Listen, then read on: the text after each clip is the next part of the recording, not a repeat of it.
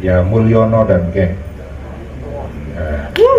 Ya Purnoyo dan nggak usah cawe-cawe lagi lah di pilkada. Biarkan rakyat bisa mempunyai pilihan sesuai dengan hati nuraninya, sehingga terpilih pemimpin yang terbaik untuk Indonesia, untuk provinsi dan untuk kabupaten kota di seluruh Indonesia.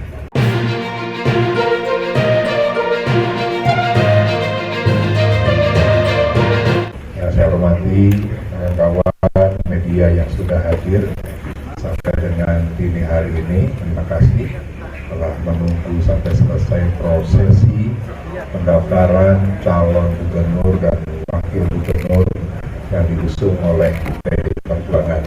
Saya didampingi oleh Pak Ketut Setiawan, Sekretaris DPD, Ibu Dina Purwadewi Sundari, Bendahara DPD, Pak Abdi Yohana, Wakil Ketua DPD.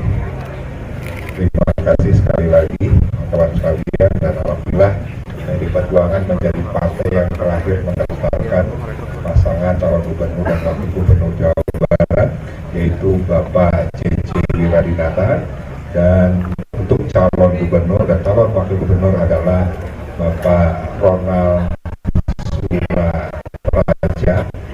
Dan alhamdulillah tadi kami telah menerima tanda terima dari KPU dan dinyatakan lengkap. Nah, sehingga untuk itu sekali lagi ini merupakan sebuah hal yang pasti mengejutkan untuk kawan-kawan sekalian. Nah, sehingga silakan teman-teman untuk bisa menanyakan, bertanya apapun. Yang tentunya kami berharap bahwa pasangan ini merupakan pasangan yang ideal, karena Pak C.C. Wiradinata adalah Bupati Pangandaran 2 periode, saat ini pun masih menjabat, dan beliau sangat hafal sekali dengan kondisi masyarakat di Jawa Barat, terutama beliau bisa membangun Pangandaran dari mulai DOB, daerah otonomi baru, yang mungkin tidak mempunyai perkembangan yang sangat signifikan. Sekarang Pangandaran merupakan daerah destinasi wisata dengan sumber daya alam, sumber daya pariwisata, dan sebagainya, yang merupakan sebuah kabupaten di Jawa Barat yang diunggulkan. Dan Pak Ronald adalah seorang seniman budayawan. Beliau juga aktif ya, sebagai artis, dan tentunya beliau juga sangat hafal sekali terkait dengan industri kreatif di Jawa Barat yang saat ini perlu kita dorong untuk bisa mengurai berbagai macam permasalahan di Jawa Barat, terutama terkait dengan angka pengangguran yang sangat tinggi. Kita tidak lagi mengandalkan industri konvensional yang saat ini malahan banyak pabrik-pabrik di Jawa Barat yang tutup, pengangguran yang hampir 2 juta orang. Sehingga ke depan dengan peran Pak Ronald, saya yakin bisa membangkitkan industri kreatif, dan Jawa Barat ini mempunyai potensi yang sangat besar. Nah, sehingga sekali lagi inilah merupakan pasangan calon yang diusung oleh PDI Perjuangan yang insya Allah akan menyelesaikan berbagai macam persoalan di Jawa Barat. Silakan kawan-kawan apabila ada yang ingin bertanya. Ya, apa pertanyaannya? Oke, jadi Anies ini memang menjadi opsi bagi PDI Perjuangan, dan kita melakukan komunikasi dengan Pak Anies itu dari kemarin, dan mengerucut itu di sore hari. Dan kenapa gagal? Kita menghadapi sebuah tantangan yang sangat besar, tangan-tangan yang tidak menyetujui Pak Anies diusung oleh PDI Perjuangan. Kita sadar betul ya, Pak Anies merupakan figur tokoh nasional, dan beliau juga asli kelahiran Jawa Barat, orang Kuningan, dan beliau mempunyai track record yang sangat bagus bagaimana membangun Jakarta. Sehingga kami yakin betul bahwa Pak Anies itu adalah sosok pemimpin yang bisa menyelesaikan segala permasalahan di Jawa Barat.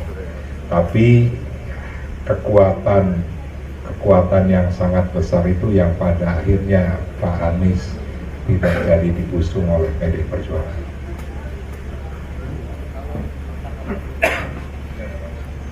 Ya. Bu Mega sempat setuju dengan Pak Anies. Ya, ini kan proses, ya, proses yang menjadi bagian yang tidak terpisahkan dan ini merupakan kewenangan DPP Partai. Kami di Jawa Barat tentunya sangat mempunyai keinginan Pak Anies diusung di Jawa Barat setelah beliau tidak jadi diusung di DKI. Ya, kami tidak tahu secara persis proses yang dilakukan oleh DPP Partai dan Ibu Ketua Umum, tapi kami menilai bahwa yang sudah mengerucut pada akhirnya bubar itu karena ada tangan-tangan dari luar yang tidak menghendaki Pak Anies diusung di Jawa Barat. Siapa Pak? Ya, Mulyono dan geng. Ya, itu saja Mulyono. Oke, ada yang lain? Ya. Nama JJ Ronald ini keluar itu kapan Pak? Apakah benar itu keluar nama JJ Ronald ini pas di aula tadi Pak? Ya, setelah Pak Anies ini tidak jadi diusung oleh PD Perjuangan, maka Ibu Ketua Umum jajaran DPP Partai berkomunikasi dengan kami DPD Partai untuk mencari alternatif calon, dan memang Pak JJ ini sudah disiapkan dari awal sebenarnya sebagai salah satu kandidat calon yang diusung dari internal partai.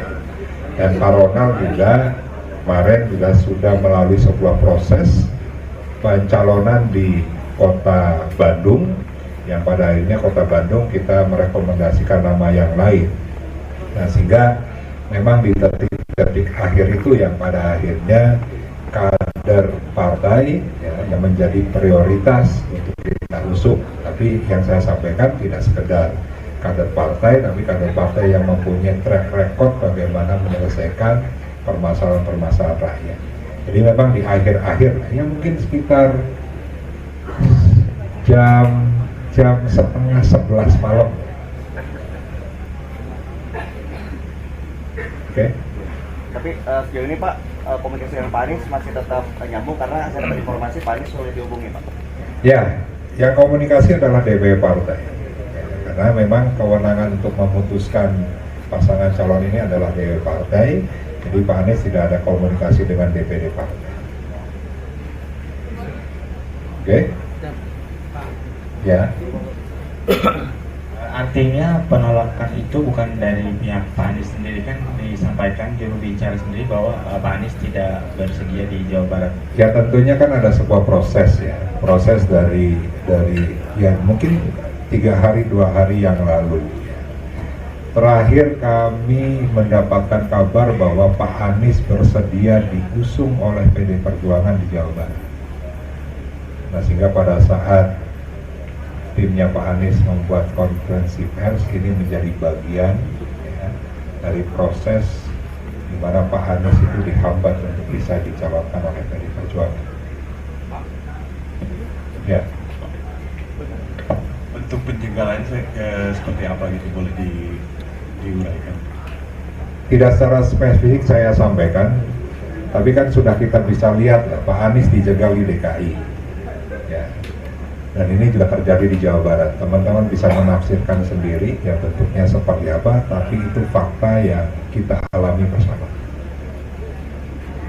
Pak, boleh tanya gimana sih Pak menurut Bapak optimisme di Jabar, karena waktu sebelum Bapak kesini sebetulnya sudah banyak mama-mama yang kita sangat wow gitu ya, ada Bu Susi, ada Pak Anies, dan kenapa Pak JJ dan Pak Ronald, dan Kang Ronald ini sepertinya hitungannya kan belum lama gitu. Gitu.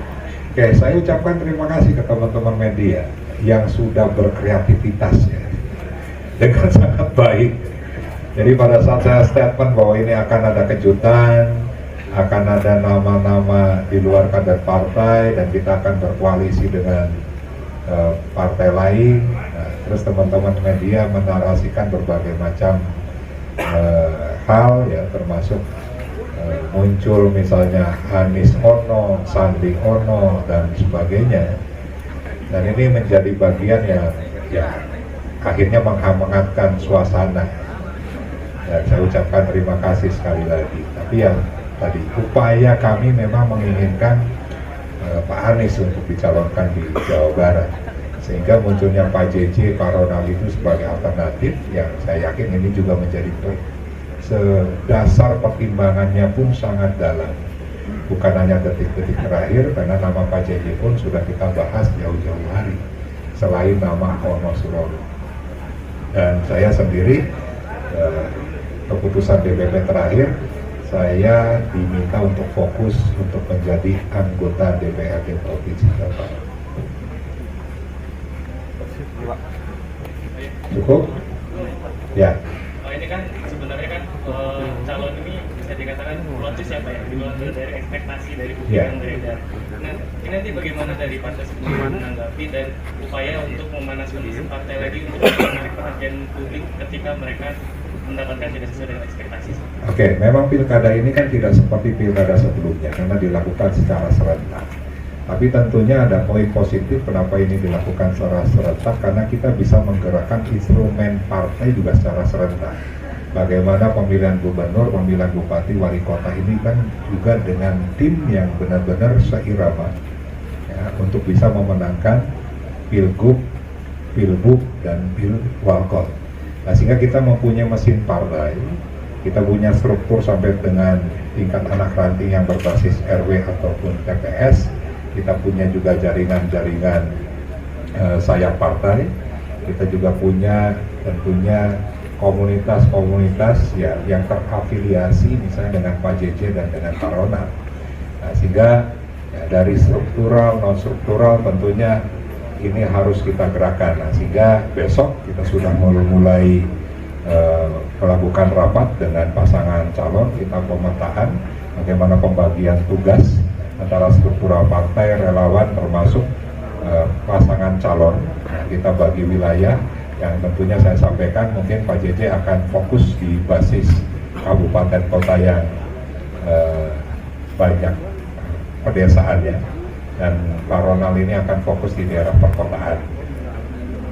Ini Pak, satu kata buat Pak Mulyono dan Endegeng apa Pak? Ya, Pun Mulyono dan nggak usah cawe-cawe lagi lah di pilkada. Biarkan rakyat bisa mempunyai pilihan sesuai dengan hati nuraninya, sehingga terpilih pemimpin yang terbaik untuk Indonesia, untuk provinsi dan untuk kabupaten kota di seluruh Indonesia. Oke, cukup ya? Sip, terima kasih. Wassalamualaikum.